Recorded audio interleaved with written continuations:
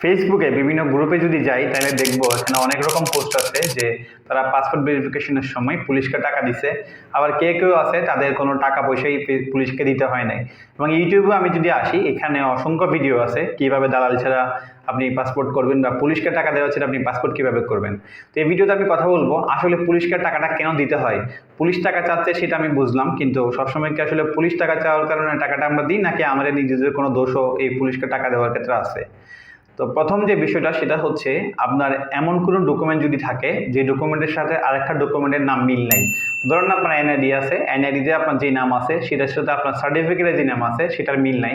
অথবা আপনার এনআইডিতে আপনার বাবার নাম যা আছে সেটার সাথে আপনার বাবার এনআইডিতে আপনার বাবার নাম যেটা আছে সেটার কোনো মিল নাই। অথবা আপনার জন্ম নিবন্ধনের যে নাম আছে সেটার সাথে আপনার এনআইডির নাম মিল নাই।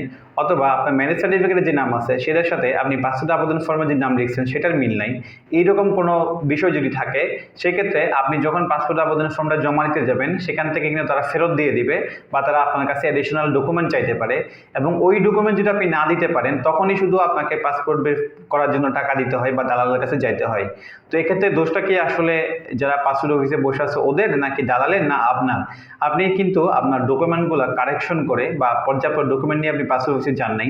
সেম জিনিস কিন্তু পুলিশের সাথে হয়। পুলিশ যখন ভেরিফিকেশন আসে তার আসলে দেখার কথা ছিল আপনি ওই ঠিকানায় থাকেন কিনা এবং ওই মানুষটা আপনি কিনা, আপনার নামে মামলা আছে কিনা। কিন্তু আমাদের পুলিশ যেটা করে আপনার পাসপোর্ট আবেদন ফর্মে কি কি ডকুমেন্ট আছে বা কি কি নাম দিয়েছেন আপনি আর আপনার বাস্তব যে ডকুমেন্ট আছে সেগুলোতে নামগুলো কীরকম তারা চেক করে এবং ওইখানে যখন কোনো ভুল পায় তারা তখন টাকা দাবি করে। তখন আপনি কি করেন, তাড়াতাড়ি করে টাকাটা আপনি দিয়ে দেন এবং সে যা টাকা চাই তাই দিয়ে দেন। আপনি যদি এই জিনিসগুলো ঠিক করে আবেদন করতেন পুলিশ কিন্তু আপনার এই দুর্বলতার সুযোগ নিতে পারতো না। তা আমার যেটা মনে হয় পুলিশ যে টাকা নেয় সেটার পেছনে পুলিশ যেমন দায়ী আমরা তেমন দায়ী, এবং আমরাই এই সিস্টেমটাকে করাপ্ট করে ফেলি আমরা কষ্ট না করতে চেয়ে। এখন আমার পরামর্শ থাকবে, আপনার যদি পাসপোর্ট করার প্ল্যান থাকে অথবা আপনার যদি আগের কোনো পাসপোর্ট থাকে পরবর্তীতে আবার পাসপোর্ট রিনিউ করতে চান বা একদম নতুন করে পাসপোর্ট করতে চান, সেক্ষেত্রে আপনার প্রথম কাজ হবে আপনার চেক করে দেখা আপনার যতগুলো ডকুমেন্ট আছে, সেটা হতে পারে এনআরআই, জন্ম নিবন্ধন সার্টিফিকেট, ম্যারেজ সার্টিফিকেট, প্রত্যেকটা ডকুমেন্টে আপনার এনআইডির সাথে আপনার অন্যান্য ডকুমেন্টের নামগুলো মিলেছে কিনা চেক করা বা আমার এনআইডির সাথে নামগুলো মিলেছে কিনা চেক করা। আপনি যদি কনফার্ম হন প্রত্যেকটা ডকুমেন্টে আপনার নাম দাম সব ঠিক আছে, ঠিক তখনই আপনি গিয়ে পাসপোর্ট অ্যাপ্লিকেশনটা জমা দিবেন। আর এমন যদি হয় যে আপনার প্রত্যেকটা ডকুমেন্টের কিছু কিছু ডকুমেন্টের নামের অমিল আছে, সেক্ষেত্রে আপনি ইউনিয়ন পরিষদে যান, আপনি ইলেকশন অফিসে যান, আপনি শিক্ষা বোর্ডে যান, আপনি ইলেকশন কমিশনের ওয়েবসাইটে গিয়ে দেখেন এগুলো কেমন ঠিক করতে হয়। প্রত্যেকটা জিনিসই ঠিক করা যায়, এডিট করা যায়, হয়তো সময় লাগবে, কোনোটা করতে সময় লাগবে 2 মাস, কোনোটা 4 মাস, কোনোটা 6 মাস। আপনি যে একটু সময় দেন, একটু কষ্ট করেন, তাইলে আপনি পরবর্তীতে পাসপোর্ট করার সময় গিয়ে যে ভোগান্তি বা হয়রানি সেটা থেকে বেঁচে যাবেন এবং এই পাসপোর্ট করতে গিয়ে দালালকে বা পুলিশকে টাকা দিয়ে ইলিগাল সিস্টেমের অংশ আপনাকে হইতে হবে না। আপনি তখন প্রোটেস্ট করতে পারবেন।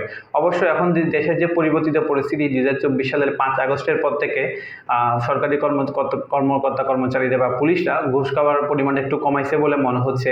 আপনি এই সুযোগে চাইলে পাসপোর্টটা করে ফেলতে পারেন, তবে আপনি চেষ্টা করবেন সবসময় নিজের জায়গাতে ঠিক থাকার বা নিজের ডকুমেন্টগুলো ঠিকঠাক রাখার, যাতে আপনাকে কোনো প্রকার ঘুষ বা অন্য কিছু দিয়ে আপনাকে পুলিশকে ম্যানেজ করতে না হয়।